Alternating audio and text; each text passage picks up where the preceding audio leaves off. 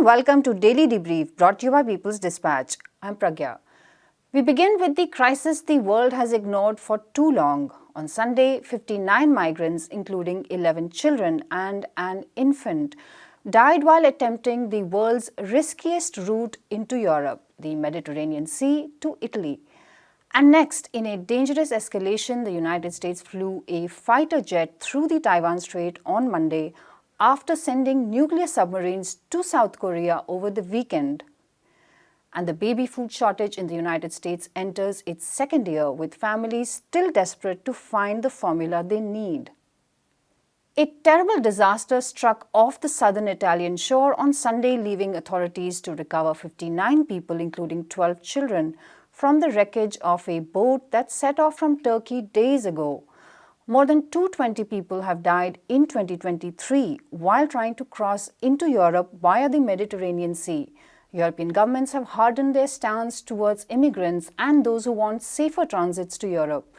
Abdul from People's Dispatch is here to tell us more about this crisis. Abdul, thanks for joining us. Abdul, what do we know about the collapse of that boat in the Mediterranean? And also, can you describe in some detail what is the question of access points, opening up more access points so that migrants can enter Europe? Well, that is a policy decision and a difficult part of it. They may announce something, but we are not sure whether they will really implement it, because there is a reason behind what they are doing when it comes to the basically restricting the migrants from reaching their shores, and that region has something to do with the domestic politics, the rise of racism, the rise of immigration sentiment, economic crisis, whatever. They have justifications for they think that they have justification for what they are following vis-a-vis the migrants. So I'm not very sure at this moment when they say that they are ready to open more access points for the migrants. What does it mean? But as far as the details are concerned of what happened, has happened basically, that of course it's a well-known fact that from different points across the northern Africa and from Turkey, from time to time migrant ships have basically tried to cross across the Mediterranean to reach the European shore. And most of the time the ships are overcrowded, and most of the condition of those ships are bad because of the various reasons, primarily because there is a set of people involved in this particular business, which basically most of the time are ill-equipped and for various reasons. So one of those ships left Izmir a day before and was trying to reach Italy, which is hardly 100 kilometers away the shore is, but the sea is quite rough. There are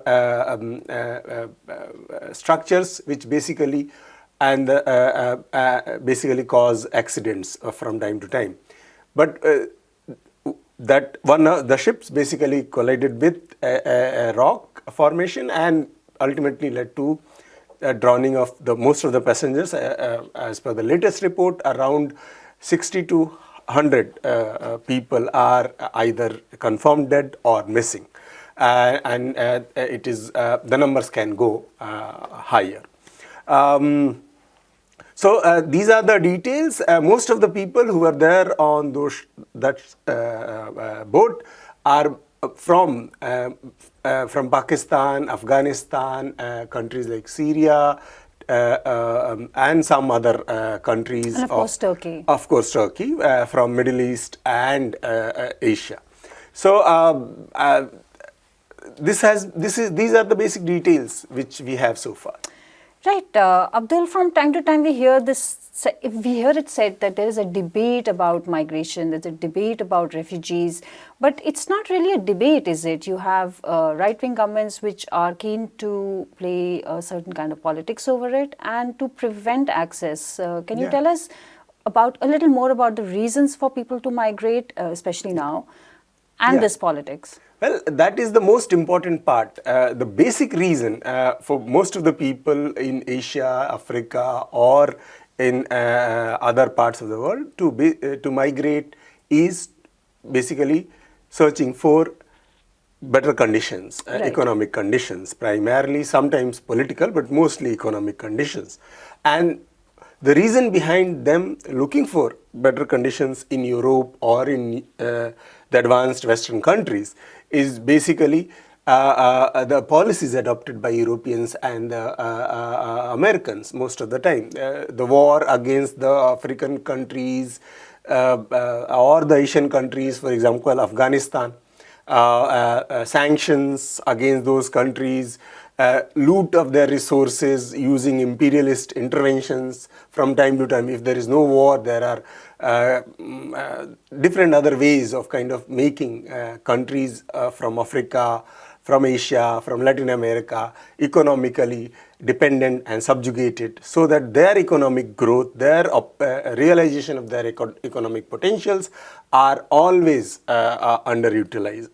And therefore, their economic growth becomes an issue. Apart from the war, the sanctions, and the and along with that, in the imperialist loot, imperialist policies, domination of these countries, basically has created a large pool of people which basically are not able to sustain themselves in these countries, and therefore they look for what they think is economically better societies, and for to that they are mostly forced.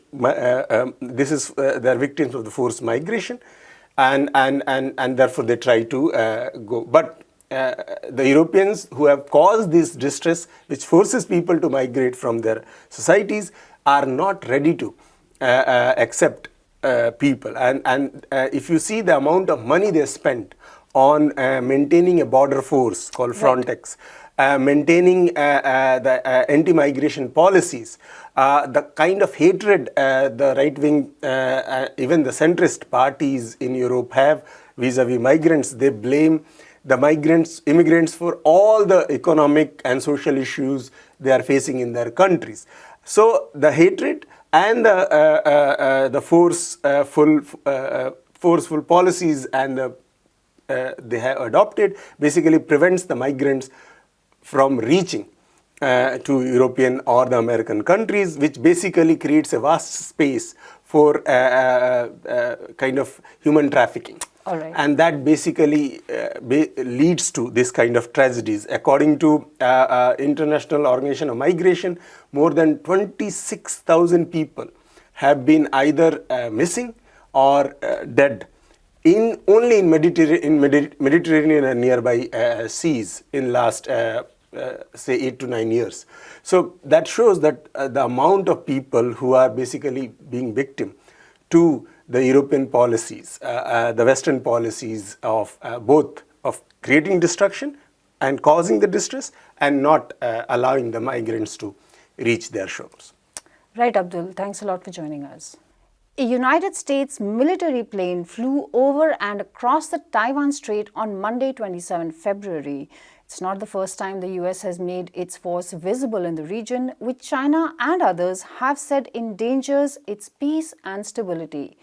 The US also sent a so-called fast attack submarine to South Korea over the weekend, calling it part of its deterrence commitment against North Korea.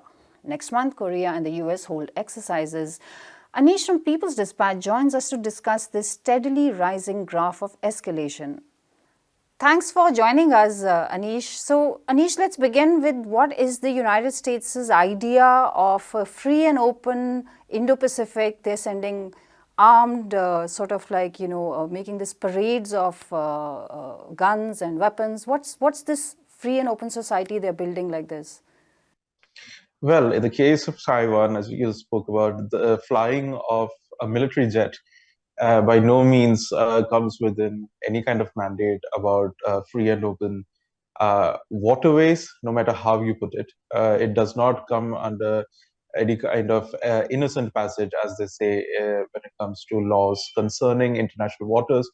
And so they cannot really say that flying a jet, an anti-submarine jet, much less into disputed territorial waters, or at least claimed as territorial waters by two entities, government entities, does not by any means constitute any kind of advocacy for or any move towards pushing for a free and open Pacific or any kind of free and open Taiwan Straits for that matter. But nevertheless, you see these sort of provocations happening. Let's begin with the fact that both mainland government of the People's Republic of China and the so-called ROC, or the Republic of China in Taiwan, claims each other as their territory. And on top of that, because of these claims, they actually consider, at least constitutionally speaking, they consider the Taiwan Strait to be what they call as internal territorial waters. And so by default, despite whether or not, whatever side you take about the dispute, it's still sovereign waters as Right. per these two countries. So at this, when you even if you look away from the one China policy that is already accepted by most of the world, whichever side they support or recognize, uh, insisting that the Taiwan Strait is international waters makes no sense, because you're making arbitrary statements or arbitrary, barriers or boundaries that suits you rather than the national sovereignty question that is under dispute between the two countries. So putting your military in these disputes obviously is an attempt to provoke. And the same is happening when you send extensive military ships uh, to to participate in what they call as extended drills with your allies in the region, whatever that be. The actions are definitely just provocative actions, one after the other. It doesn't help. And as the strong statement that we saw from China, it really does not help in pushing for peace under any circumstances. Provocations only escalate tensions. And considering the fact that the United States has made absolutely no efforts in the past years or so to actually resolving any of these issues, we just know for the fact that provocation and heightening tensions is right now at the center of the central purpose of these drills and rendezvous that they are making in the region. Anish, how real is the risk or threat of a sort of nuclear escalation in these kind of deployments by the United States? Well, it is. If you had asked this question, if we had asked this question like about maybe a year ago, obviously the risk was something that we did not foresee. But right now, the risk would seem not too far off the horizon, considering the fact that the South Korean government right now, under President Yoon Suk Yeol, is calling for nuclear deployment in the Korean Peninsula, which has always been a red line. Now, already we are seeing a nuclear-powered submarine. You're not even talking about a nuclear-armed submarine. A nuclear-powered submarine's presence in the region is actually bringing out very strong reactions. The North Korean government has already called it something akin to a declaration of war, the military drills that they are doing, that they are set to do in the coming days. And so obviously the tensions have gone to a level where negotiations are going to be difficult. It's not impossible, but it's going to be extremely difficult. And on top of that, the United States being completely ambiguous about whether or not they support the South Korean government's call for deploying nuclear missiles in the region. And on top of that, actually making a, because we have to remember that this announcement that they made that they have deployed the nuclear powered submarine to Busan is actually something that is not usually done when you actually deploy military ships to regions, even if it's for a drill. But this kind of open statement is definitely an act of sending out a message, and the message is that we are going to keep deploying these military forces to your neighborhood, you might as well deal with it. And so this sort of messaging is obviously not going to help. The sort of and this only plays into the sort of brinksmanship that we've seen the Korean Peninsula always being engaged in at the behest of the United States, obviously. And, in a reaction, you have the North Korea also involved in, reacting to it in, the similarly problematic ways.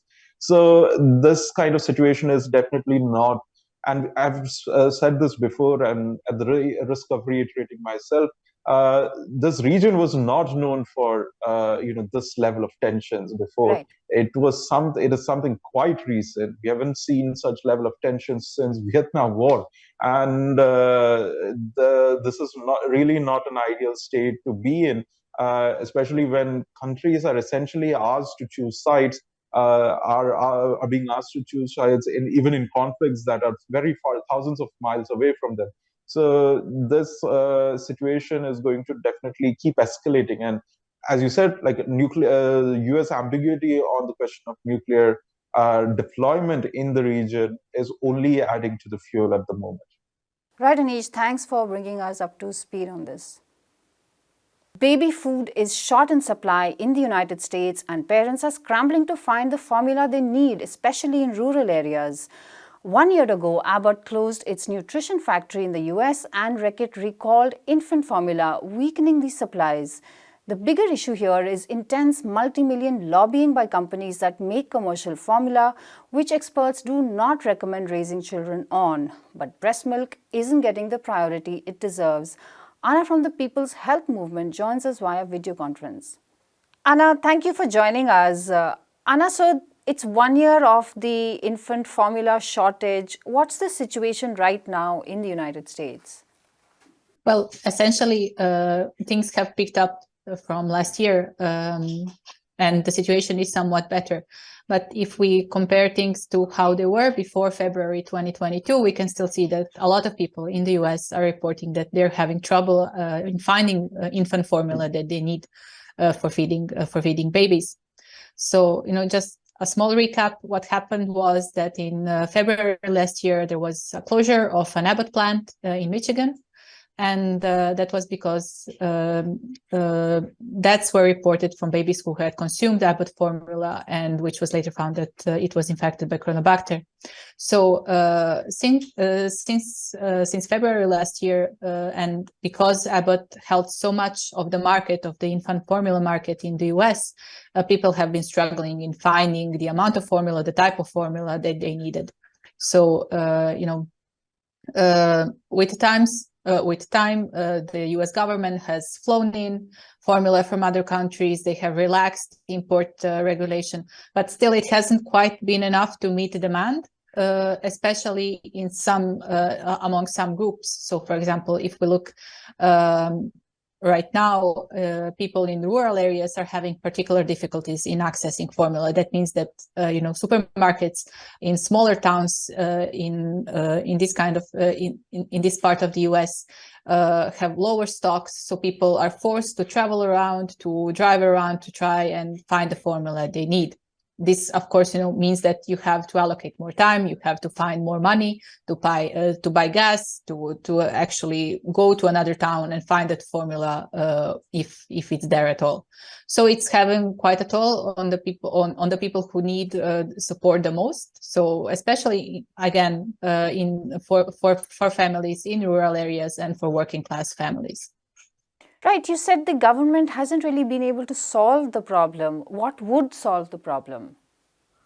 Well, yes, that's a very interesting point. So, since the beginning of the problem, the Food and Drug Administration, supported by the U.S. government, they have been trying to address this problem from a very technical point of view, and they're talking about scaling up production in the infant formula industry. They're talking about permanently relaxing tariffs for import of infant formula, for diversifying the market, let's put it that way.